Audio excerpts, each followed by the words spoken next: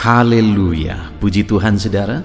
Shalom dan selamat pagi bagi setiap saudara yang sedang mendengarkan video renungan pagi hari ini. Kita bersyukur sepanjang malam kita sudah disertai oleh Tuhan. Dan pagi hari ini kita awali dengan renungan firman dan doa saudara.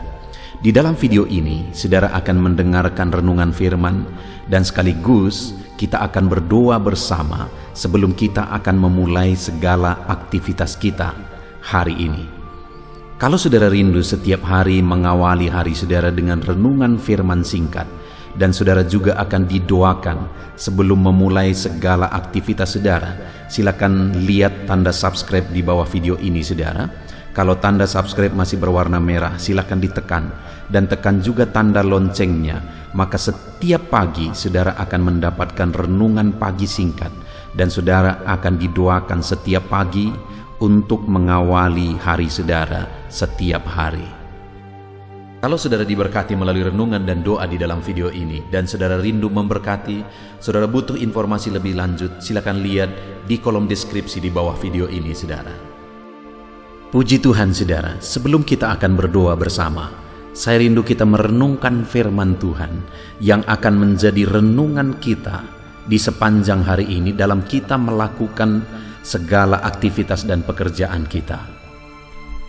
Adapun teks firman Tuhan yang saya rindu kita renungkan bersama sebelum kita akan melaksanakan segala aktivitas kita di sepanjang hari ini saudara, untuk menjadi renungan harian kita adalah dari 2 Petrus pasal yang pertama mulai ayat 16 sampai ayat yang ke-21, di mana topik renungan yang saya rindu kita renungkan bersama adalah bahwa iman kekristenan bukan dongeng. Iman kekristenan bukan isapan jempol. Saudara, hari ini saya rindu kita belajar apa yang kita imani. Di dunia ini begitu banyak orang yang berkata bahwa mereka orang beriman. Tetapi yang menjadi pertanyaannya adalah, apakah mereka pernah menganalisa, apakah mereka pernah menguji iman mereka itu? Artinya maksudnya objek dari iman mereka itu. Apakah benar-benar apa yang mereka percayai merupakan kebenaran mutlak? Ataukah apa yang mereka percayai adalah satu propaganda? Saudara, ada orang-orang yang hidup di zaman yang lalu. Bisa saja mereka menuliskan sesuatu, lalu kemudian apa yang mereka tuliskan itu adalah untuk kepentingan diri mereka, supaya mereka dihargai, supaya mereka diuntungkan melalui tulisan itu. Lalu kemudian melalui tulisan-tulisan itu akhirnya mereka dihormati, mereka dihargai. Dan akhirnya tahun demi tahun berlalu, generasi demi generasi berlalu, akhirnya orang tersebut didewakan dan diimani. Itu bisa saja terjadi. Dan bagaimana dengan iman yang ada di zaman ini? Apa yang diimani di zaman ini? Apakah apa yang diimani itu benar-benar bisa diuji secara objektif? Atau dengan kata lain, beranikah orang-orang beriman itu dengan terbuka menguji dan membongkar apa yang mereka imani, oknum yang mereka imani, dan sebagainya dan sebagainya?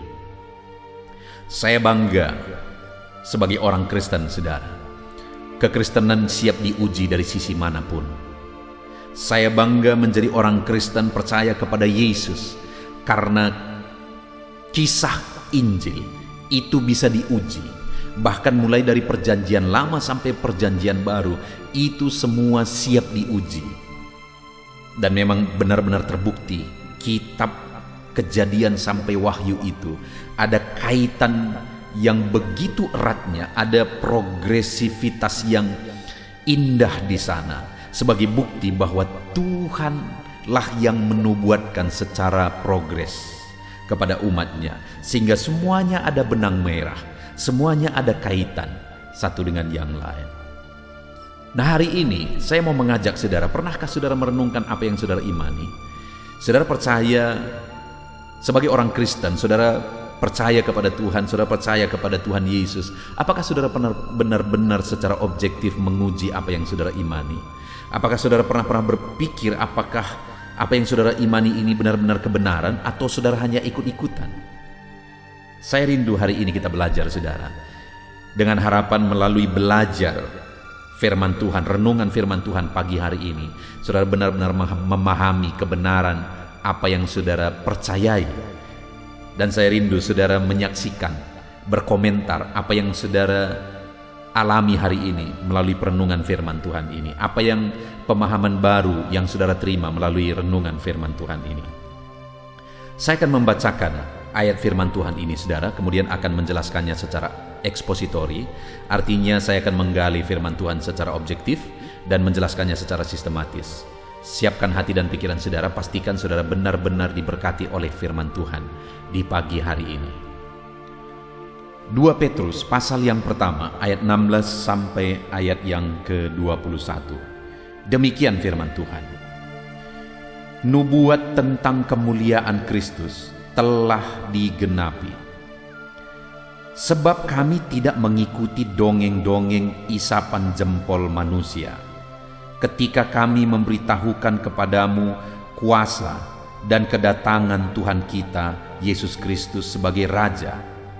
Tetapi kami adalah saksi mata dari kebesarannya. Kami menyaksikan bagaimana Ia menerima kehormatan dan kemuliaan dari Allah Bapa, ketika datang kepadanya suara dari Yang Maha Mulia, yang mengatakan, inilah anak yang kukasihi, kepadanyalah aku berkenan. Suara itu kami dengar datang dari sorga, ketika kami bersama-sama dengan Dia di atas gunung yang kudus. Dengan demikian, kami makin diteguhkan oleh firman yang telah disampaikan oleh para nabi. Alangkah baiknya kalau kamu memperhatikannya sama seperti memperhatikan pelita yang bercahaya di tempat yang gelap, sampai fajar menyingsing dan bintang timur terbit bersinar di dalam hatimu. Yang terutama harus kamu ketahui ialah bahwa nubuat-nubuat dalam kitab suci tidak boleh ditafsirkan menurut kehendak sendiri, sebab tidak pernah nubuat dihasilkan oleh kehendak manusia, tetapi oleh dorongan Roh Kudus orang-orang berbicara atas nama Allah. Puji Tuhan saudara, konteks dari firman Tuhan ini adalah di mana Petrus menegaskan kepada penerima suratnya tentang keobjektifan iman kepada Yesus, bahwa iman kepada Yesus adalah kebenaran mutlak, bukan isapan jempol, kata Petrus. Di ayat 16 itu dia berkata saudara, sebab kami tidak mengikuti dongeng-dongeng isapan jempol manusia. Apa yang kita imani di dalam Yesus Kristus itu bukan dongeng. Apa yang kita imani dalam Yesus Kristus itu bukan isapan jempol, tapi itu fakta, itu kenyataan, itu real, itu objektif, dan bisa dipertanggungjawabkan. Akan banyak orang yang akan kecewa saudara, akan banyak orang yang akan menyesal atas imannya selama dia hidup di dunia, karena dia begitu kuat mengimani sesuatu yang salah, begitu kuat mengimani sesuatu yang sesat. Bahkan ada yang rela mati untuk kesesatan, rela mati untuk kesalahan apa yang dia percayai, apa yang dia imani. Tetapi dengar hari ini, kalau saudara percaya kepada Yesus Kristus sebagai Tuhan dan Juru Selamat saudara, maka dengar, apa yang saudara percayai itu bukan dongeng, kata Petrus. Apa yang saudara percaya itu bukan isapan jempol, kata Petrus. Itu fakta dan itu kebenaran. Yesus Tuhan itu adalah kebenaran, itu fakta. Karena hanya Dia yang pernah turun dari sorga, Dia yang mati di kayu salib, dan Dia yang bangkit dari kematian dan tidak pernah mati lagi. Ada orang pernah bangkit dari kematian, Lazarus misalnya, dan mungkin dari cerita-cerita, mungkin banyak pernah kita dengar ada orang yang pernah mati suri dan kemudian bangkit lagi. Ya bisa saja. Tapi semua orang yang bangkit itu mati lagi karena memang mereka manusia. Tetapi Yesus yang adalah Tuhan, Dia turun dari sorga dan kemudian Dia mati untuk saya dan saudara, tetapi Dia bangkit dan Dia tidak pernah mati lagi. tapi dia bangkit dalam tubuh yang baru karena memang dia adalah Tuhan. Jadi dia Tuhan, itu fakta, itu kebenaran. Apa yang kupercayai hari ini adalah kebenaran, itu sebabnya aku bangga menjadi pengikut Kristus. Karena yang kupercayai bukan dongeng, yang kupercayai bukan isapan jempol, tetapi yang kupercayai adalah fakta dan kebenaran. Dan saudara, itu yang ditegaskan oleh Petrus, bahwa Injil atau iman kepada Yesus Kristus adalah kebenaran. Dan ada 3 alasan yang dijelaskan oleh Petrus bahwa Injil atau iman kepada Yesus itu adalah kebenaran.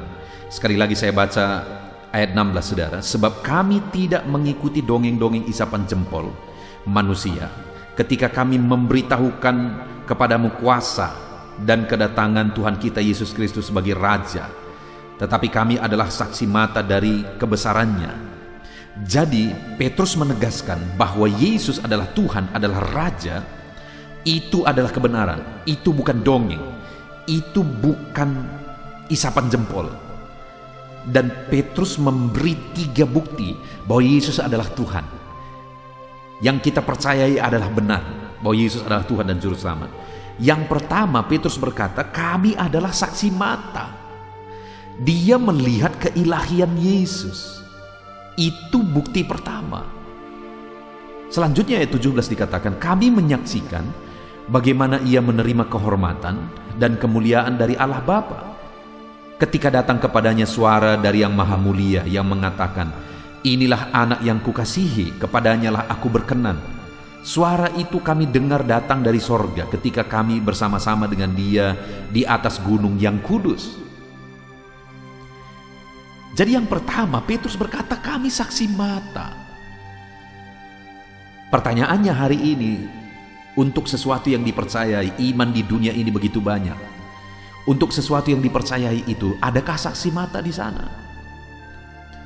Ketika seorang nabi berkata dia nabi, adakah saksi mata yang benar-benar membuktikan dia nabi? Yesus tidak hanya mengatakan dia adalah Tuhan. Yesus tidak hanya mengatakan bahwa Bapa dan dia adalah satu, tetapi ada saksi mata, yaitu Petrus dan murid-muridnya. Mereka adalah saksi mata bahwa Yesus adalah Tuhan.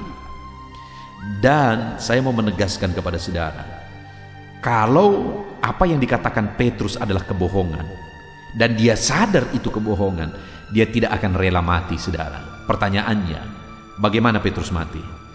Petrus mati sebagai syahid. Sejarah mencatat bahwa dia mati dengan kepala ke bawah. Kenapa, saudara? Karena dia berkata, aku tidak layak mati seperti Tuhanku. Itu sebabnya dia minta supaya kepalanya ke bawah dan dia mati sebagai syahid, saudara. Artinya apa? Dia mati, dia rela mati untuk membuktikan bahwa Yesus adalah Tuhan. Itu yang membuktikan bahwa iman kita benar, saudara.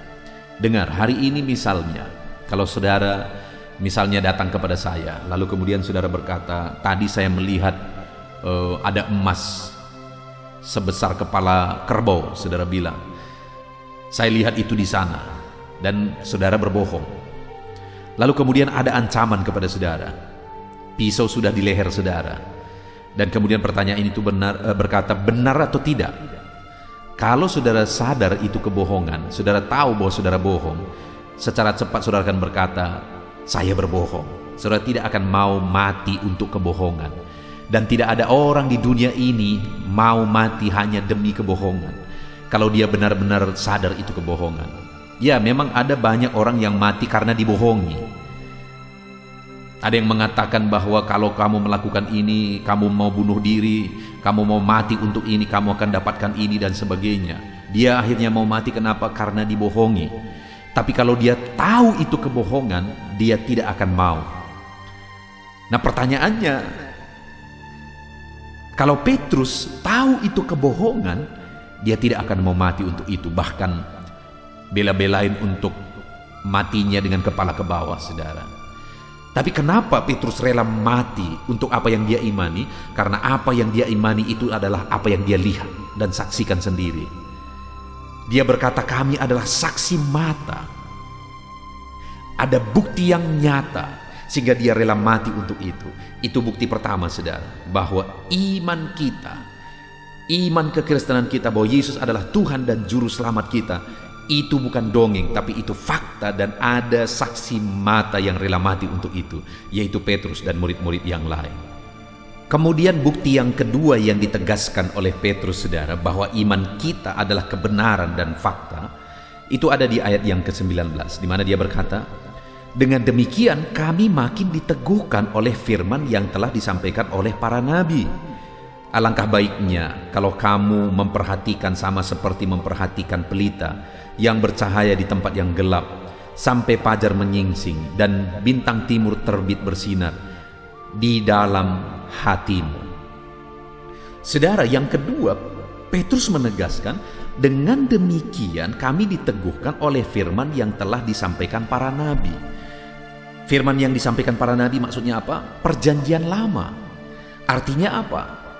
Bahwa setelah melihat semua peristiwa itu, kemudian Petrus dan murid-murid yang lain melihat dan menyaksikan bahwa ternyata perjanjian lama itu digenapi. Itu bukti iman kekristenan kita fakta dan bukan isapan jempol, bukan dongeng, saudara. Kenapa? Karena segala sesuatu yang tertulis itu digenapi. Misalnya di dalam Yesaya pasal 52, 53, di sana dijelaskan tentang penderitaan Yesus, dinubuatkan di sana bahwa Yesus akan mati, bahwa akan ada orang yang berkorban, ada juru selamat yang akan menggantikan manusia.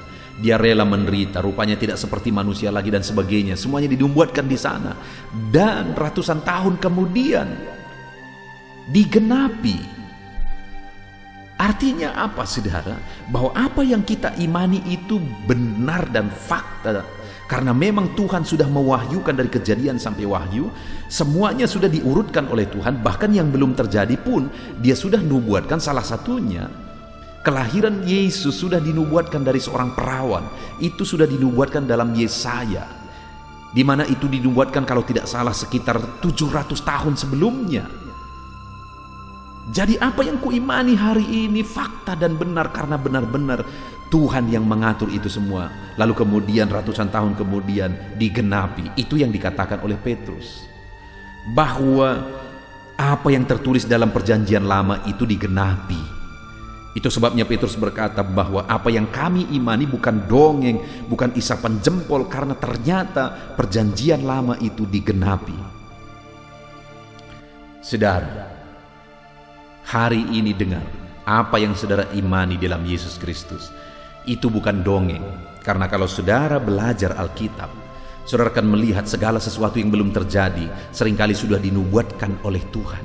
Dan kemudian akhirnya waktu demi waktu terjadi, waktu demi waktu terjadi, waktu demi waktu terjadi. Dan dengar, saudara, di akhir zaman ini ke depan akan terjadi peristiwa-peristiwa yang telah dinubuatkan di dalam Alkitab. Jadi sekali lagi, dengar, apa yang saudara percaya bukan dongeng. Apa yang saudara percayai adalah benar-benar iman yang benar. Itu sebabnya jangan pernah undur dari Tuhan. Jangan pernah meninggalkan Tuhan, karena hari ini kalau saudara percaya Yesus adalah Tuhan dan Juru Selamat saudara, saudara sudah dalam iman yang benar. Lalu kemudian yang terakhir, saudara, ayat 20. Alasan ketiga bahwa iman kekristenan itu adalah iman yang benar. Ayat 20 dikatakan, yang terutama harus kamu ketahui ialah bahwa nubuat-nubuat dalam kitab suci tidak boleh ditafsirkan menurut kehendak sendiri, sebab tidak pernah nubuat dihasilkan oleh kehendak manusia, tetapi oleh dorongan Roh Kudus orang-orang berbicara atas nama Allah. Bukti yang ketiga, saudara, ada Roh Allah yang bekerja dalam iman kekristenan. Ada Roh Kudus yang bekerja di sana. Kenapa dari Kejadian sampai Wahyu semuanya ada benang merah? Ada keterkaitan, digenapi. Kenapa, saudara? Karena memang semuanya itu pekerjaan Roh Kudus. Roh Kuduslah yang mengilhamkan, mewahyukan firman-Nya kepada hamba-hambanya, kepada nabi-nabinya, kepada rasul-rasulnya. Roh Kuduslah yang mewahyukan. Dia adalah Roh Allah. sehingga semuanya ada keterkaitan. Itu sebabnya Petrus berkata, iman kekristenan kita bukan dongeng, bukan isapan jempol, karena ada Roh Kudus yang berkarya, ada Roh Kudus yang bekerja di dalamnya. Puji Tuhan saudara, pagi hari ini kita sungguh bersyukur buat firman Tuhan. Kembali kita belajar bahwa iman kita adalah kebenaran. Sangat-sangat bersyukur kalau hari ini kita percaya kepada Yesus sebagai Tuhan dan Juru Selamat kita. Karena kita ada pada iman yang benar. Alasannya apa saudara? Karena ada saksi mata atas apa yang kita imani. Dan saksi mata itu bahkan rela mati karena memang dia menyaksikan kebenaran. Dan yang kedua, terbukti perjanjian lama itu digenapi. Nubuat-nubuatan firman Tuhan itu yang sebelumnya sudah dicatat, diwahyukan, ternyata digenapi. Itu bukti bahwa Alkitab adalah firman Tuhan dan wahyu Tuhan. Dan kemudian juga terbukti bahwa Roh Kudus yang bekerja, karena ada keterkaitan dari semuanya. Jadi semuanya persis terjadi. Kenapa? Karena ada Roh Kudus yang bekerja. Itu sebabnya saat ini saya mau menegaskan kepada saudara, banggalah menjadi orang Kristen. Bersyukurlah menjadi orang Kristen. Bangga dan bersyukurlah punya iman yang benar, yaitu iman dalam Yesus Kristus. Itu sebabnya jangan pernah berpaling dari iman saudara, karena iman kita adalah kebenaran. Jalani hidup saudara terus dalam iman. Hari ini pun jalani segala aktivitas saudara terus dalam iman. Tetap kuat dan semakin kuat dalam iman. Puji Tuhan saudara, kita sungguh bersyukur buat firman Tuhan hari ini. Biarlah renungan ini menjadi renungan saudara di sepanjang hari ini. Sebentar lagi kita akan berdoa buat segala aktivitas kita di sepanjang hari ini. Namun sebelumnya, mari buat komitmen untuk tetap kuat dalam iman. Karena iman kita dalam Yesus Kristus yang adalah Tuhan dan Juru Selamat kita adalah iman yang benar dan bisa dipertanggungjawabkan. Puji Tuhan saudara, kiranya firman Tuhan ini memberkati saudara dalam nama Tuhan Yesus Kristus. Haleluya. Puji Tuhan saudara, tiba waktunya untuk kita akan menaikkan doa-doa kita di hadapan Tuhan. Saya percaya saudara merindukan penyertaan Tuhan, merindukan berkat Tuhan, anugerah Tuhan berlimpah dalam kehidupan saudara, dalam setiap aktivitas saudara di sepanjang hari ini. Itu sebabnya mari kita merendahkan diri di hadapan Tuhan. Saya akan berdoa bagi setiap saudara. Bapa di sorga, saat ini pandang setiap anak-anak-Mu yang sedang mendengarkan renungan ini. Engkau yang mengenal kehidupan anak-anak-Mu satu persatu ya Tuhan. Engkau yang tahu segala sesuatu dalam hidup mereka. Dan saat ini kami bersama-sama bersepakat merendahkan diri di hadapan-Mu. Sebelum setiap anak-anak-Mu akan melaksanakan segala aktivitas mereka, kami datang merendahkan diri di hadapan-Mu. Karena Engkaulah tempat kami berserah, Engkau tempat kami berseru. Kehidupan kami ada dalam tangan-Mu. Perjalanan hidup kami di sepanjang hari ini ada dalam tangan-Mu ya Tuhan. Itu sebabnya kami datang dan merendahkan diri di hadapan-Mu. Bapa di sorga, saat ini Tuhan, hamba berdoa bagi anak-anak-Mu, khususnya bagi mereka yang mungkin saat ini sedang berbeban berat. Ada masalah, ada persoalan, ada pergumulan, ada kesulitan yang mungkin mereka sedang pikul, sedang hadapi di dalam kehidupan mereka. Tuhan, Engkau yang campur tangan atas anak-anak-Mu, untuk mereka bisa maksimal dalam melaksanakan segala aktivitas mereka di sepanjang hari ini. Kiranya Tuhan memberkati, mengangkat segala beban persoalan anak-anak-Mu, berikan jalan keluar bagi mereka. Biarlah kasih karunia-Mu, anugerah-Mu, kuasa-Mu nyata bagi setiap anak-anak-Mu. Jika ada anak-anak-Mu yang sedang dalam kelemahan, mungkin karena sakit saat ini, hamba mau berdoa khusus bagi mereka yang sakit ya Tuhan. Ulurkan tangan-Mu, kerjakan kesembuhan bagi anak-anak-Mu yang sedang sakit. Nyatakan mujizat-Mu sehingga mereka bisa beraktivitas kembali seperti biasa. Di dalam nama Tuhan Yesus Kristus, Tuhan yang campur tangan, berkati setiap anak-anak-Mu. Biarlah sukacita, damai sejahtera Tuhan berlimpah dalam kehidupan anak-anak-Mu dalam menjalani segala aktivitas mereka di sepanjang hari ini. Dan saat ini hamba berdoa ya Tuhan, berkati setiap anak-anak-Mu dalam segala kegiatan aktivitas mereka di sepanjang hari ini. Berkati mereka dalam mengerjakan tanggung jawab pekerjaan mereka. Tuhan yang campur tangan, hamba berdoa khusus bagi anak-anak-Mu yang bekerja sebagai karyawan ya Tuhan. Tuhan yang campur tangan, Tuhan yang membela dan memberkati anak-anak-Mu. Jadikan mereka dalam kehidupan mereka menjadi berkat, menjadi teladan dalam pekerjaan apapun yang mereka sedang kerjakan, yang mereka sedang tanggung jawab ya Tuhan. Berkati anak-anak-Mu yang saat ini bekerja sebagai karyawan dalam nama Yesus. Tuhan campur tangan juga bagi anak-anak-Mu. Jika anak-anak-Mu sedang membuka bisnis, apakah itu memulai bisnis atau bisnis mereka sudah berjalan, Tuhan campur tangan dalam semuanya. Nyatakan kuasa-Mu ya Tuhan, nyatakan karya-Mu, nyatakan mujizat-Mu dalam hidup anak-anak-Mu. Berikan hikmat bagi mereka untuk mengembangkan segala usaha mereka, segala bisnis mereka di dalam nama Yesus. Sekalipun dalam kondisi sulit seperti ini, biarlah Tuhan yang membela anak-anak-Mu dalam segala bisnis dan pekerjaan mereka, sehingga ya Tuhan mereka bisa berhasil sekalipun dalam situasi sulit seperti sekarang ini. Tuhan yang campur tangan, Tuhan yang memberkati. Mungkin ada anak-anak-Mu yang mengalami kesulitan ekonomi saat ini dalam mengembangkan bisnis mereka. Tuhan, Engkau Allah kami yang kaya. Engkau campur tangan membela anak-anak-Mu, memberkati anak-anak-Mu. Di dalam nama Yesus mencukupkan anak-anak-Mu sehingga mereka punya modal untuk mengembangkan bisnis mereka. Tuhan buka jalan lebih dari apa yang kami pikirkan, lebih dari apa yang kami doakan. Di dalam nama Tuhan Yesus Kristus, Tuhan memberkati setiap bisnis anak-anak-Mu ya Bapa. Dalam nama Tuhan Yesus Kristus. Haleluya, haleluya. Saat ini Bapa yang baik, hamba juga berdoa bagi keluarga-keluarga anak-anak-Mu. Keluarga adalah penopang, keluarga adalah pemberi semangat bagi mereka untuk melaksanakan segala pekerjaan dan bisnis mereka. Itu sebabnya saat ini Tuhan, hamba berdoa, biarlah Tuhan memberkati keluarga anak-anak-Mu menjadi keluarga yang harmonis, menjadi keluarga yang takut Tuhan. Dan melalui keluarga yang bahagia ini, anak-anak-Mu akan melaksanakan segala kegiatan mereka, segala usaha pekerjaan mereka, dan mereka akan berhasil dalam apa yang mereka kerjakan.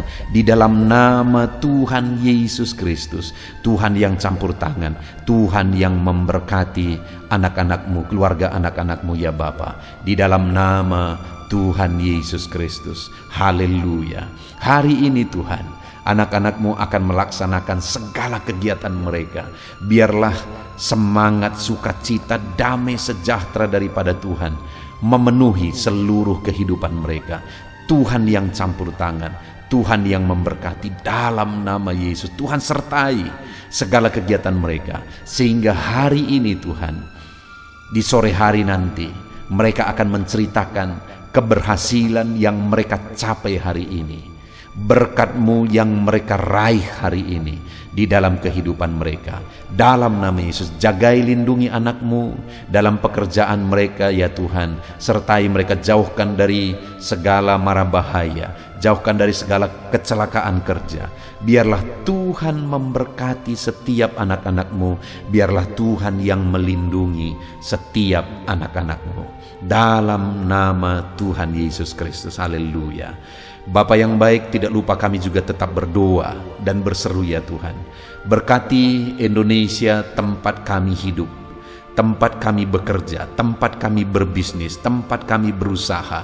Kesejahteraan bangsa ini adalah kesejahteraan kami. Itu sebabnya kami berdoa bagi bangsa kami. Ulurkan tangan-Mu bagi Indonesia Tuhan. Nyatakan belas kasihan-Mu bagi Indonesia.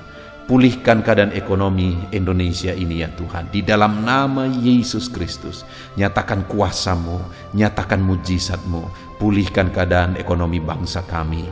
Biarlah keadaan ekonomi di masa seperti ini pun, keadaan ekonomi bangsa kami bisa maju dan berkembang di dalam nama Tuhan Yesus Kristus. Haleluya. Dalam nama Yesus, bahkan kami berdoa buat keamanan bangsa kami. Jauhkan dari segala niat-niat jahat dalam nama Yesus, di mana hari-hari ini ada begitu banyak orang-orang yang berniat jahat untuk mengacaukan bangsa kami ya Tuhan. Di dalam nama Yesus, biarlah Tuhan campur tangan, Tuhan bekerja, nyatakan kuasa-Mu, nyatakan mujizat-Mu, nyatakan pembelaan-Mu bagi bangsa kami ini. Di dalam nama Tuhan Yesus Kristus, haleluya. Dan kami berdoa ya Tuhan, kiranya Tuhan memberkati para pemimpin bangsa kami. Dalam mereka memimpin bangsa ini ke arah yang lebih maju, berkati mereka. Berkati Bapak Presiden, Tuhan campur tangan. Pakai dia Tuhan memimpin bangsa ini ke arah yang lebih baik, sehingga bangsa kami semakin maju dan semakin disegani di dunia ini, semakin ditakuti di dunia ini. Berkati biar Indonesia diperhitungkan di dunia ini Tuhan. Berkati Bapak Presiden kami, pakai dia. Wakil Presiden, pakai mereka Tuhan. Bahkan kami berdoa bagi para menteri, biar mereka semua bekerja sama untuk memajukan bangsa ini. Para wakil rakyat, jamah berkati mereka, pakai mereka dalam nama Yesus untuk mengabdi bagi bangsa ini. Bahkan semua yang memangku tanggung jawab untuk memimpin bangsa ini sampai jajaran terendah, Tuhan memberkati semuanya, pakai semuanya Tuhan. Terima kasih Bapa, kami sungguh bersyukur buat hari ini. Dan kami mau jalani hari ini dengan penuh sukacita. Berkati anak-anak-Mu. Hari ini mereka akan memulai hari mereka akan melaksanakan pekerjaan dan bisnis mereka. Berkati mereka ya Tuhan. Campur tangan-Mu, lawatan-Mu, kuasa-Mu dinyatakan di dalam kehidupan anak-anak-Mu. Tuhan memberkati anak-anak-Mu di dalam nama Tuhan Yesus Kristus. Haleluya. Amin. Puji Tuhan saudara. Selamat beraktivitas. Tuhan yang memberkati saudara dalam segala pekerjaan dan aktivitas saudara di sepanjang hari ini. Dan sebelum saudara meninggalkan video ini, saya mengingatkan kembali, kalau tanda subscribe masih saudara lihat berwarna merah, silakan ditekan. Dan tekan juga tanda loncengnya supaya setiap hari saudara mendapatkan seri renungan baru. Di dalam nama Tuhan Yesus Kristus, Tuhan memberkati saudara. Shalom. Haleluya. Puji Tuhan saudara, setelah saudara mendengarkan renungan firman dan setiap saudara juga telah didoakan, saya percaya ada sukacita baru dan semangat baru dalam saudara menjalani hari ini dan mengerjakan segala aktivitas saudara. Tetap semangat saudaraku, kerjakan segala aktivitas saudara sepanjang hari ini dengan cara yang terbaik. Dan Tuhan kiranya menjadikan segala usaha saudara berhasil. Tuhan memberkati setiap saudara. Dan jangan lupa berlangganan dengan channel ini dengan cara subscribe dan tekan tanda loncengnya. Tuhan memberkati setiap saudara. Kalau saudara diberkati melalui renungan dan doa di dalam video ini, dan saudara rindu memberkati, saudara butuh informasi lebih lanjut, silakan lihat di kolom deskripsi di bawah video ini saudara.